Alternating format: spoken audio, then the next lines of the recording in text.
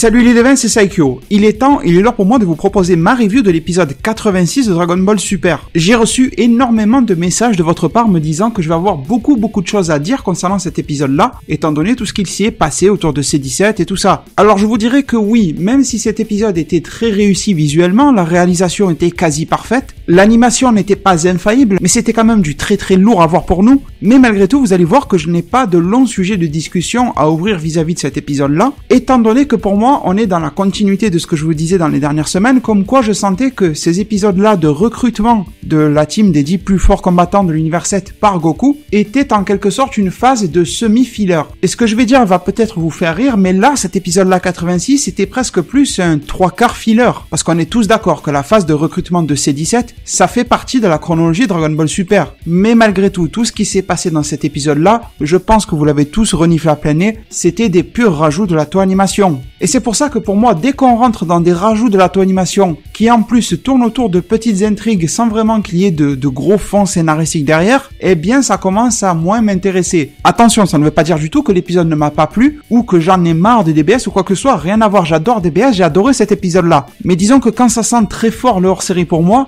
disons que mon esprit critique et analytique, on va dire, se détache un petit peu, se met un peu en pause, c'est un petit peu ça. Juste pour me laisser apprécier l'épisode tel qu'il était, dans son contexte de filler. Filler, c'est bien sûr pour remplir, pour rallonger la série animée par rapport au manga. Et voilà, faut le prendre comme ça. C'est pour ça que dès le début de cet épisode 86 de DBS, j'ai trouvé ça déjà plutôt cool, la phase avec Dende, qui se la jouait un petit peu plutôt beau gosse en faisant quelques incantations de Namek, histoire de faire bouger son palais de dieu, de Kami, comme on dit en japonais, et de le faire se déplacer au-dessus de la Terre. Alors c'est quelque chose d'innovant dans Dragon Ball, mais c'est pas quelque chose d'incohérent. Je sais que certains vont dire, ah mais c'est n'importe quoi que le palais bouge, alors que normalement, Dieu est censé observer depuis son palais. Bon, on va dire que c'était une facilité qu'a pris la animation pour que Dende puisse accompagner Goku auprès de C17 sans que Dende n'ait à quitter son palais. Comme ça, il peut rester dans son lieu divin, on va dire, entre guillemets, et au moins ce voyage au-dessus de la Terre pour se rendre sur l'île sur laquelle se trouve C17, numéro 17, lumière artificielle numéro 17, pour être plus correct, même si moi j'ai pour habitude, une habitude qui changera sûrement jamais, de dire C17. Et en gros, tout d'un coup, Dende nous lâche en pleine gueule que C17 a énormément progressé, qu'il serait un adversaire super dangereux s'il était encore un ennemi aujourd'hui, et on nous dévoile quelques détails maintenant bien connus, si vous avez suivi mes vidéos spoilers, si vous avez suivi les interviews de Toriyama, comme quoi il travaille sur son île en tant que ranger, que garde forestier, qu'il a une famille, une femme et des enfants. Mais bien sûr, ce qui nous a marqué, c'est qu'il a progressé, ce qui intrigue énormément aussi Goku, avec Mister Popo qui a eu sa petite phase en lui disant ces derniers temps, tu as eu l'esprit tourné vers les univers, mais tu n'as pas bien regardé ce qui se passait sur Terre. Et dès que Mister Popo a dit ça, je me suis dit, ça y est, c'est bon, la animation va commencer à faire ce qu'elle a envie des niveaux de puissance, et bon, on l'a vu par la fin de l'épisode, c'est un petit peu ce qui s'est passé, mais ne vous inquiétez pas, on va en parler en détail le moment venu. Alors, vous aurez remarqué qu'il y a eu quelques passages de l'animé DBZ de l'époque. Je vous mets justement, pour que vous compreniez mieux, le lien du trailer qui a été, ou du teaser plutôt, qui a été diffusé par la animation concernant le retour de C17. Je vous mets ça en description. C'est la vidéo officielle que je vous mets directement en lien si ça vous intéresse. Ça vous apporte pas grand chose de nouveau, c'est juste un petit trailer d'annonce qu'il arrive dans la série. Rien de concret à se mettre sous la dent, on va dire. Et une autre chose que nous révèle Dende alors, c'est qu'un jeune garçon plutôt prodige et qui est la réincarnation de Majin Buu, et en particulier de Majin Buu pur, vu que c'est au moment de détruire Kid Buu, Majin Buu pur, que Goku avait fait sa demande pour qu'il soit réincarné en quelque chose de bon et qu'il puisse affronter à nouveau dans un meilleur contexte, eh bien Dende nous fait comprendre que ce jeune garçon existe. Rappelez-vous les devins, en épisode 30 de Dragon Ball Super, il nous avait été dit que Oob venait de naître. Directement, Goku l'avait senti, etc. Chose que Goku a oublié depuis la 50aine d'épisodes qui viennent de passer, mais en tout cas la animation ne l'a pas oublié et c'est cool, parce qu'en plus, j'hésitais un petit peu à faire une vidéo sur ça, même si je trouvais que ça semblait pas nécessaire, parce que quand même, malgré tout, je recevais énormément de demandes de votre part, en me disant où est Oob, et en même temps aussi beaucoup de demandes concernant où est Paikwan. Alors Paikwan, j'en ai fait une vidéo spéciale parce que voilà, il fallait vraiment le faire. Et Oob, je me demandais, est-ce que j'en parle ou pas? Eh bien Dende vous a répondu à ma place, et la réponse est aussi basique que ça. Oob est bien trop jeune pour pouvoir participer au tournoi du pouvoir. Même si c'est un prodige, même s'il a un talent caché, un potentiel enfoui, il est bien trop jeune. En gros là, il a à peu près 2 ans et quelques, un truc comme ça. Et en plus, pour toutes les personnes qui se questionnaient encore sur Oob, rappelez-vous bien que bon, il est jeune, mais en plus, Dragon Ball Super se passe après la mort de Kid Buu et avant la fin de DBZ dans laquelle Goku rencontre Oob pour la première fois. Donc même si Oob était là en âge de pouvoir participer, ça n'aurait pas de sens que Goku le rencontre pour la première fois maintenant, alors qu'il est censé le rencontrer pour la première fois dans le tournoi qui clôture Dragon Ball et qui clôture l'animé DBZ.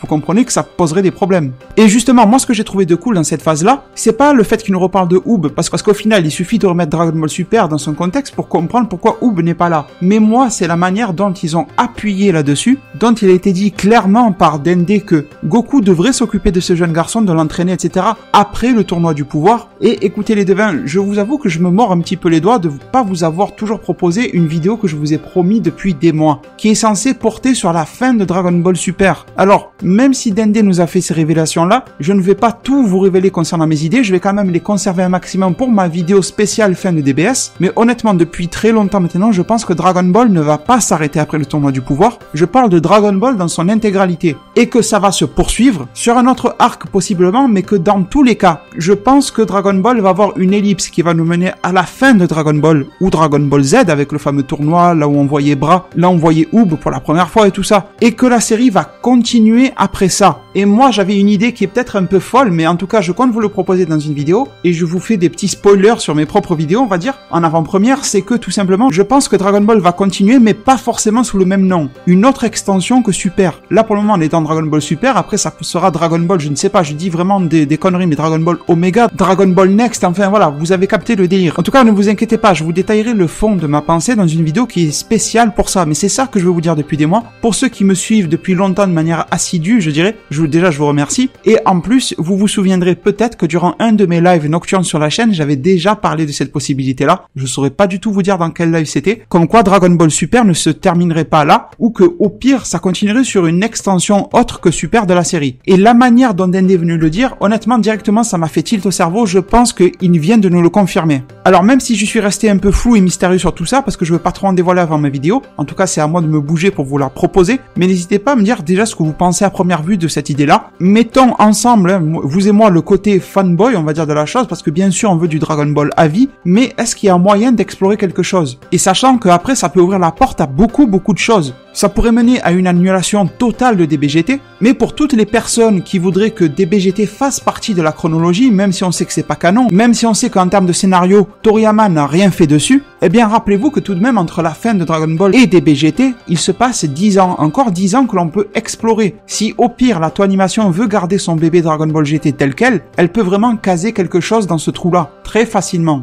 Bon, en tout cas, Goku se rend sur la fameuse île alors de C17, et là c'est vraiment le cas de le dire, elle est vraiment très luxuriante et en même temps très agréable à regarder pour nous. D'ailleurs cet épisode-là de Dragon Ball Super était probablement un des meilleurs, peut-être que j'irais jusqu'à dire le meilleur visuellement, en termes de qualité, de couleurs, de jeu de couleurs qu'on avait. Il y avait une palette de couleurs qui n'avait jamais été utilisée auparavant dans Dragon Ball Super. Il y avait une qualité d'animation, une qualité de dessin qui était très largement au-dessus du niveau du correct. Et on l'a très bien vu quand C17 a fait sa première apparition, quand il a dévié des balles qui fusaient vers lui dans tous les sens. Alors certes, des balles c'est pas grand-chose pour lui, mais je vous parle uniquement d'animation, de réalisation. C'était bien foutu. Les mini-combats de C17 contre les braconniers n'étaient pas ridicules à voir, malgré le fait que l'écart de puissance entre C17 et ces gars-là soit ridiculement grand. Alors bien sûr, il y avait quelques plans qui laissaient à désirer, je pense que ça sera toujours le cas dans Dragon Ball Super. Il y a toujours des plans ratés si on commence à faire des arrêts sur image. Je suis pas vraiment le genre de gars qui fait des arrêts sur image, à part quand c'était vraiment monstrueux comme les épisodes, je crois 5 et 6 de Dragon Ball Super. Bon là, voilà, c'était une horreur. Il y avait même pas besoin de faire un arrêt sur image pour se rendre compte que c'était mal fait.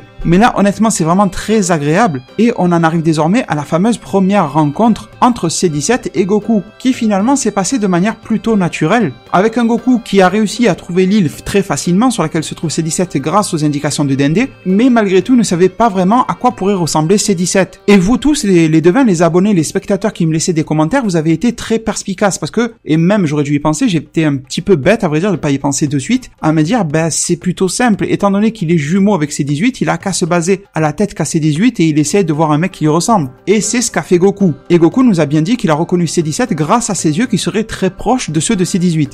Et C17 ne nous donne pas vraiment de détails de comment il qu'il connaît Goku, etc. Il lui dit « Je connais principalement ta voix et d'autres trucs ». Je pense vraiment qu'il fait référence à tout ce qui lui a été implanté dans ses circuits par le Dr Gero. Étant donné que le Dr Gero lui avait donné l'ordre de tuer Goku, il a forcément implanté et injecté des informations concernant Goku. Moi, j'aurais même été jusqu'à penser des images, des données cybernétiques, pour qu'il puisse faire une comparaison et se dire « Bon voilà, c'est Goku ». Mais visiblement, C-17 n'avait pas vraiment de visuel de ce qu'est Goku, mais plutôt des fichiers sonores et d'autres trucs, on ne sait pas vraiment, ça, il est resté évasif, peut-être qu'au final il avait tout un album photo concernant Goku. Bon, en tout cas ça n'a pas été dit. Et on continue alors au final par une scène qui est encore coupée vu que les braconniers sont toujours là. Et on peut dire que ces braconniers là sont super équipés. On dirait même qu'ils bossent pour le gouvernement. Vous avez vu tous les chars et tout qu'ils ont. C-17 a vraiment du gros travail à faire. C'est pas que c'est difficile, mais en tout cas C-17 a besoin d'être présent sur tous les fronts et c'est ça qui est nécessaire, qui est essentiel. Ce que je veux dire par là, c'est que même si C-17 pourrait tous les one-shot, eh bien si il est en train de s'occuper trop longtemps des braconniers à gauche et que d'un coup il y en a d'autres qui arrivent un petit peu en mode infiltration à droite, eh bien ça y est, ces animaux sont foutus. Alors que pourtant C-17 aurait pu les maîtriser en un clin d'œil. Il faut être attentif, il faut être sur tous les fronts.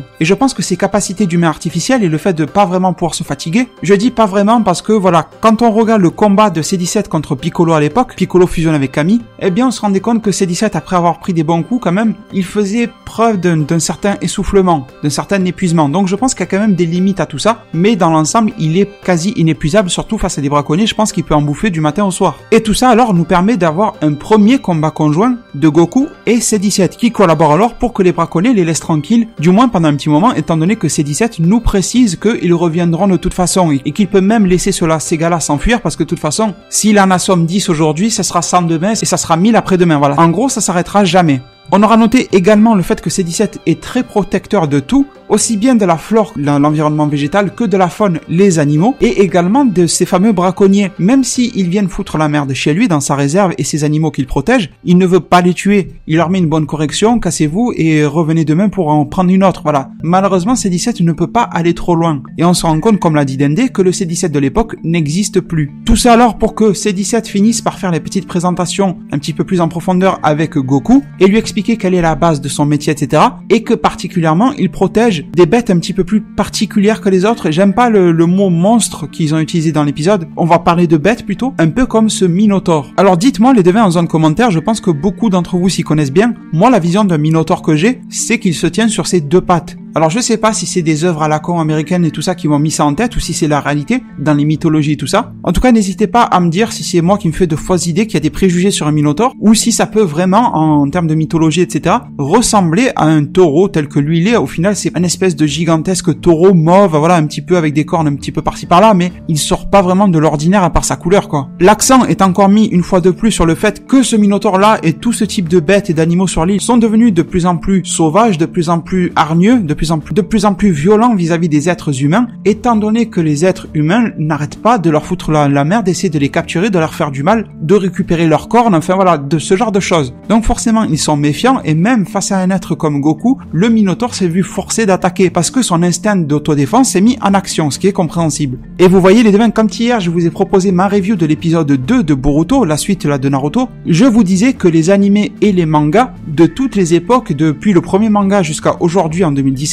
envoie énormément de bonnes valeurs vers la jeunesse. Parce que bon, c'est vrai qu'il y a des moins jeunes qui regardent les animés et les mangas, mais le public cible de ces animés-là, c'est quand même les plus jeunes. Et les personnes qui ont le plus besoin d'éducation et de bonne éducation, dans le bon sens du terme, ce sont les plus jeunes. Et les mangas et les animés, malgré leur aspect de combat et tout ça, donnent toujours de très bons aspects de la vie. Comme ici, la protection de la faune et de la flore, chose qui est très très importante. Et dans quasiment tous les animés et mangas que vous regarderez, vous arriverez toujours à faire d'énormes parallèles, de grosses ressemblances entre ce que vous voyez dans l'animé et ce qui se passe dans la vraie vie. Vous savez, dans la vraie vie, les braconniers ont pas forcément des lance-missiles, etc., mais ils sont bien armés, que ce soit des armes blanches ou des armes à feu, ils sont très armés et ils font la chasse à de pauvres animaux dans la vraie vie. C'est exactement la même chose. Si vous vous renseignez un petit peu sur Google et tout ça, sur le massacre qui est fait par les humains dans notre monde réel, sur les animaux, je pense que beaucoup de monde serait étonné de savoir ce qui se passe. Et les images sont vraiment choquantes. Et c'est pour ça que j'adore toute cette partie-là qui existe dans les animés, parce que je trouve que ça permet de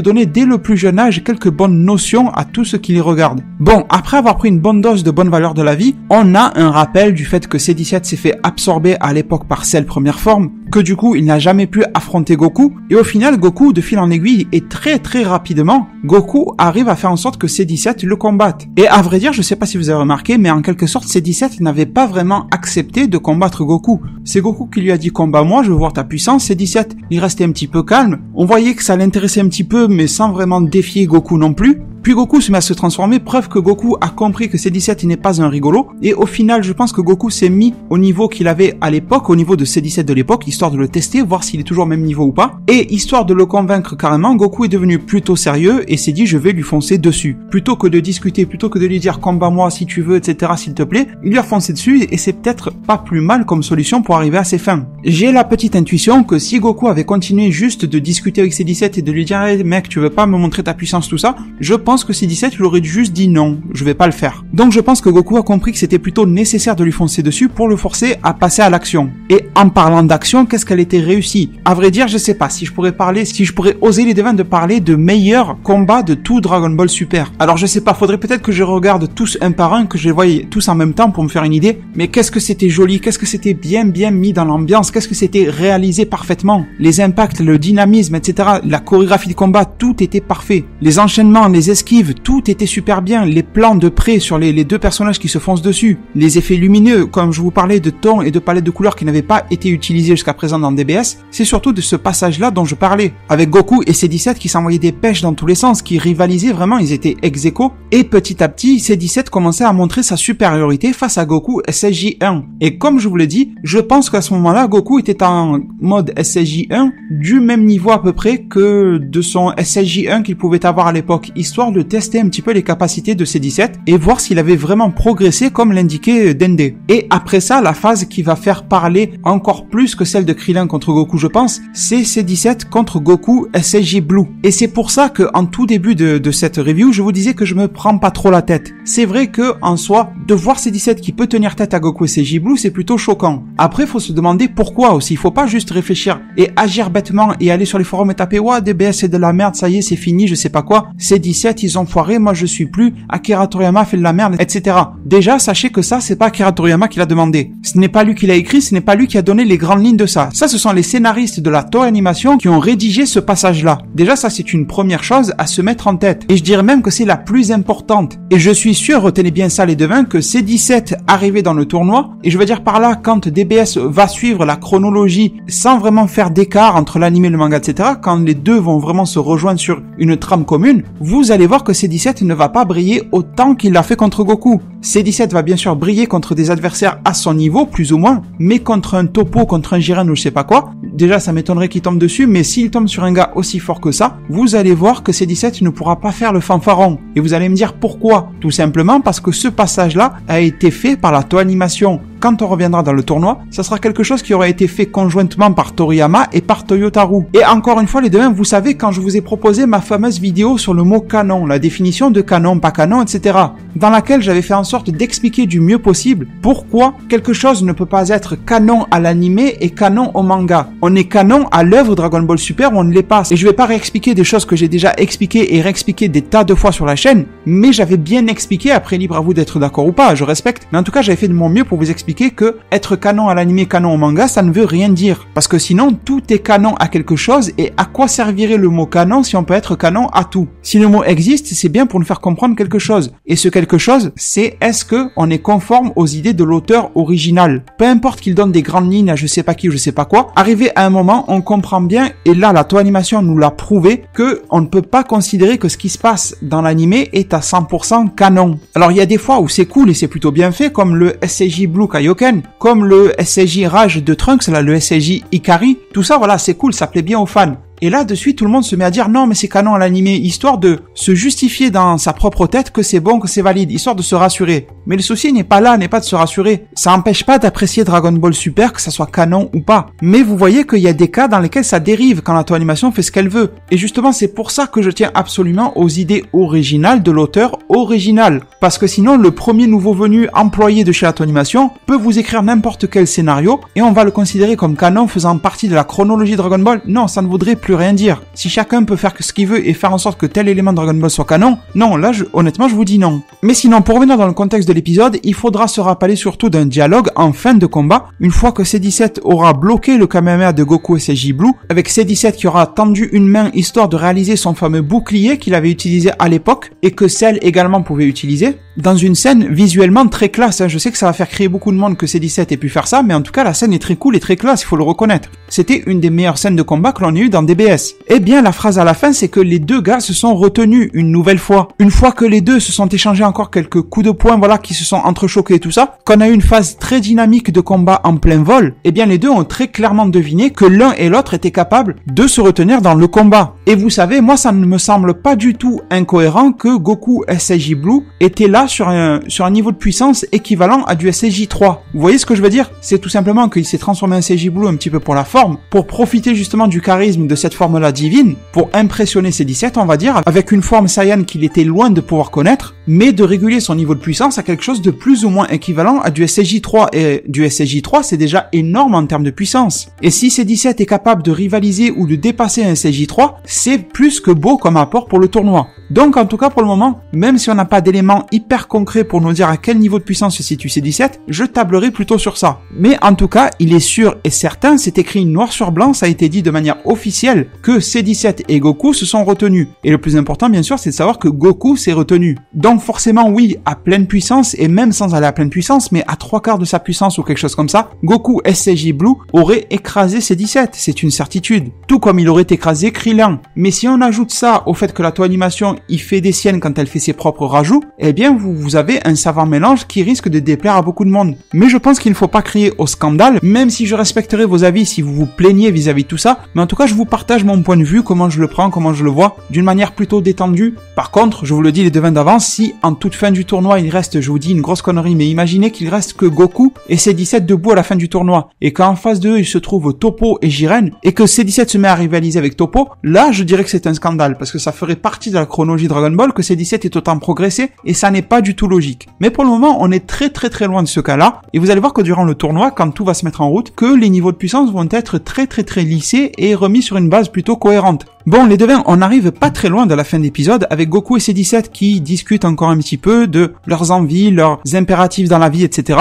Une phase plutôt intéressante de les voir ces deux-là discuter alors qu'à l'époque C-17 était programmé pour tuer celui avec lequel il est en train de partager quelque chose à boire et à manger. D'ailleurs, en parlant de manger, on a vu Beerus se remplir bien la panse, qui a le ventre de plus en plus gros et qui risque d'arriver au tournoi aussi gros que Ciampa. Enfin, blague à part, mais vous m'avez compris, on voit bien qu'il a la bedaine bien remplie et qu'il ne va pas arrêter de se goinfrer tant que le tournoi n'aura pas commencé, histoire de profiter le maximum possible du plus de bouffe qu'il peut. Et Goku entre vraiment dans le vif du sujet en expliquant tout à C-17, que ça soit les enjeux du tournoi, pourquoi il a besoin de lui, etc. Et C-17 continue de refuser littéralement de participer. Pour la simple et bonne raison que il a besoin de protéger sa forêt et que même s'il s'absente 1 heure, 2 heures, etc. ou 3, eh bien il a peur que durant ce laps de temps, son île subisse une attaque de braconniers. Ce qui n'est pas faux, mais en même temps, un truc qui me fait bizarre, c'est qu'il veut à tout prix protéger de l'attaque des braconniers, mais si l'univers 7 se fait péter, la terre de l'univers 7 va sauter aussi, et du coup, sa forêt et son île vont sauter aussi. Tout ce qu'il tente de protéger n'existera plus, lui-même n'existera plus, sa femme n'existera plus, et ses 3 enfants n'existeront plus. Donc j'ai un peu du mal à cerner le personnage. Je veux bien qu'il veuille lui donner une attitude cool, du genre je m'en fous, un peu je m'en foutisme, mais voilà, ça manque un petit peu de cohérence de fond dans sa tête, parce que sinon, à quoi se casser la tête à vouloir protéger la forêt si tu sais qu'elle risque de se faire exploser en un claquement de doigts? Bon, c'est la question que j'ai pour le moment,